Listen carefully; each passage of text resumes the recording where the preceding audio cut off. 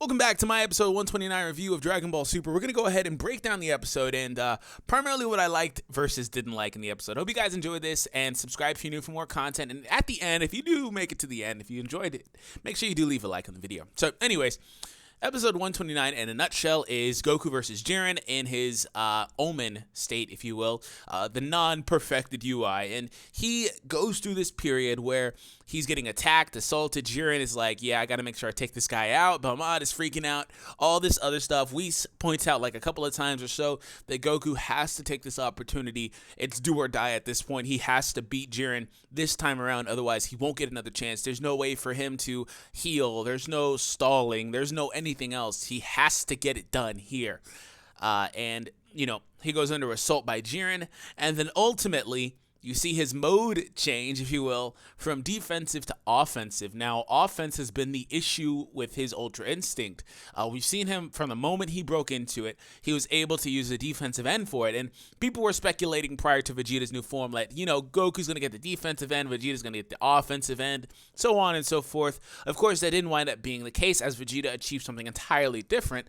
But I guess I still kind of would have liked that idea, but it doesn't happen here, which isn't a bad thing. In particular, Goku eventually, in this episode, does wind up, as I said, mode changing into the offensive version of the form, ultimately allowing him to master it, having mastered both halves of Ultra Instinct. So now he has access to both.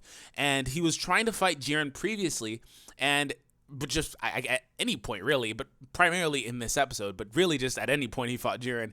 You know, he was trying to fight Jiren and wasn't able to land a decisive blow or anything like that. But in this episode, he does. I mean, he got him cleanly, I think, in the last episode, but here he does it again, basically, while also kind of eliminating one of Jiren's really, really powerful big blasts, which is like crazy to me because Goku just like flies through it and just, I don't know what, absorbs it into his hand. Like he grabs it and then just crushes it, which is like the most savage thing I've seen that man do.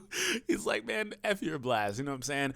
So from there, he unleashes just a litany of attacks on Jiren. And, you know, the thing about this portion of the episode where Goku basically, like I'm calling it, mode changes, whenever he's under the assault of all those blasts, and they're getting anxious. The guys on the stands are getting anxious from his universe, and then Beerus is like, "Hey, you guys just watch this." You see his hands; they're kind of like twitching. That's the way that they chose to animate that effect. But in reality, his hands are moving so fast that you can't even see it.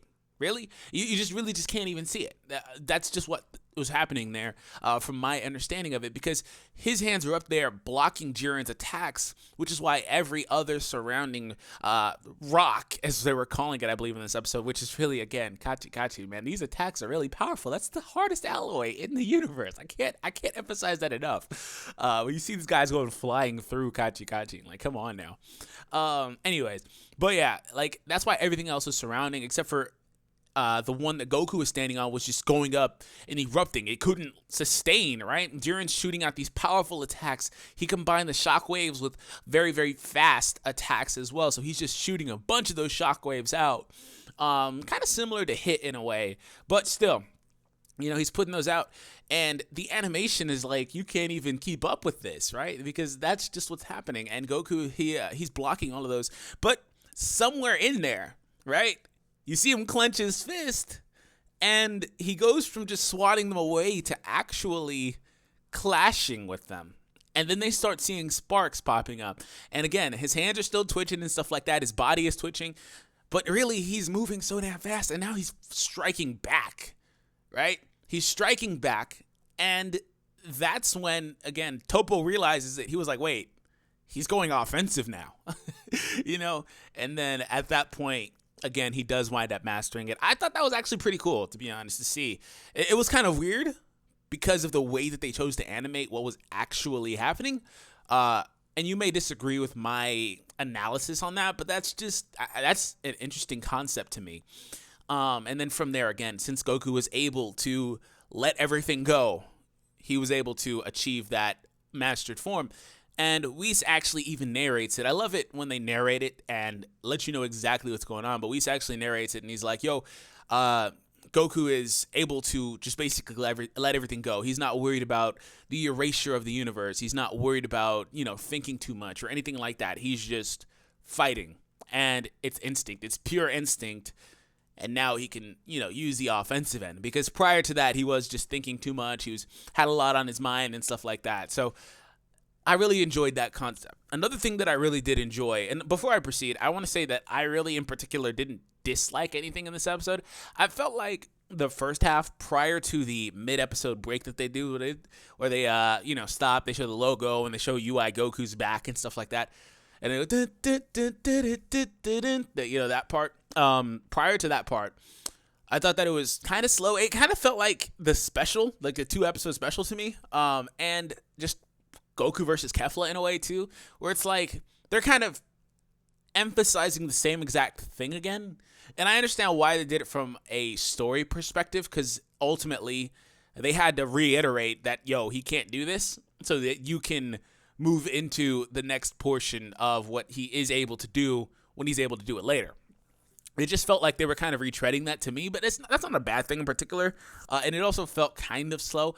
But in the second half, the episode does pick up its pace a bit, and the animation goes up a little bit as well. It looks a lot better to me in the second half, and they do that typically anyway, but at least the first half didn't look bad at all. The second half looks so good.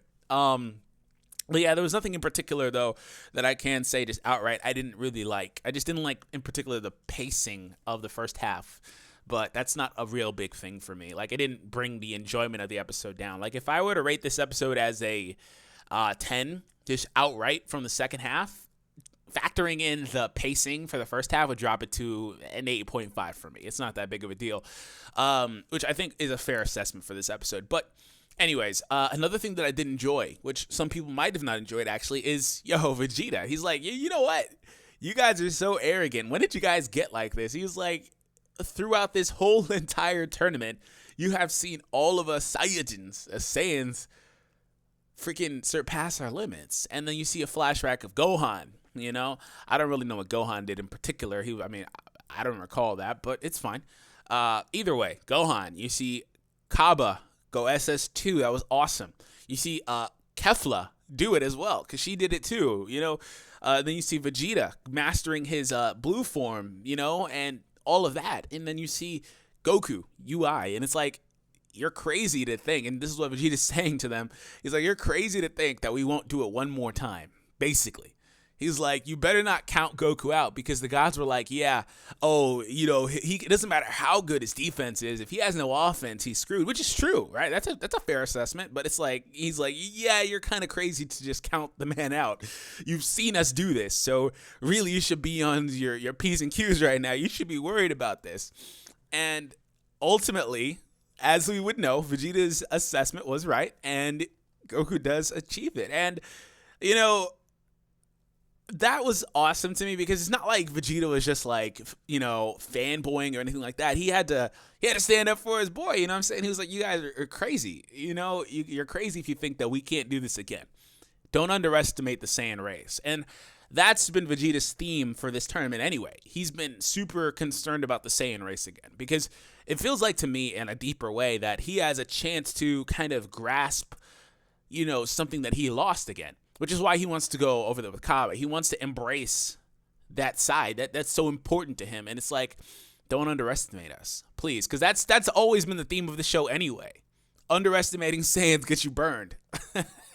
So, of course, Goku is able to achieve the perfected or mastered UI ultimately. And I just want to say that, I don't know. This is a weird episode to me. Like, I think it was very fun to watch. And hands down, I forgot about this. The best part of the episode for me, though, was the freaking Zeno's fanboying. Like, they were like, oh, like they always do. But then they were like, oh, Goku is super. And then Jiren's super, super. And it's like, oh, Goku just became super, super, super. I'm like, the freaking Zenos are crazy, man. And then they were like, Kamehameha. That's hands down. That's my favorite part of the episode. That actually got me up and laughing a bit. But, like I was saying, it's a weird episode to assess because of a lot of different things, like the way that they tried to animate it and the fact that they towed a line here with kind of explaining the exact same story with the exact same characters a second time, which wasn't 100% necessary, but I do get why they did it, so I'm not going to knock them for it. But overall, nothing but enjoyment from me. So anyways, if you guys did enjoy the video, make sure you do leave a thumbs up on it. And if you guys did enjoy the episode, let me know in the comments what your favorite part of the episode was. I would deeply appreciate it. Anyways, have an awesome day, and I'll catch you guys in the next review next week. Take it easy.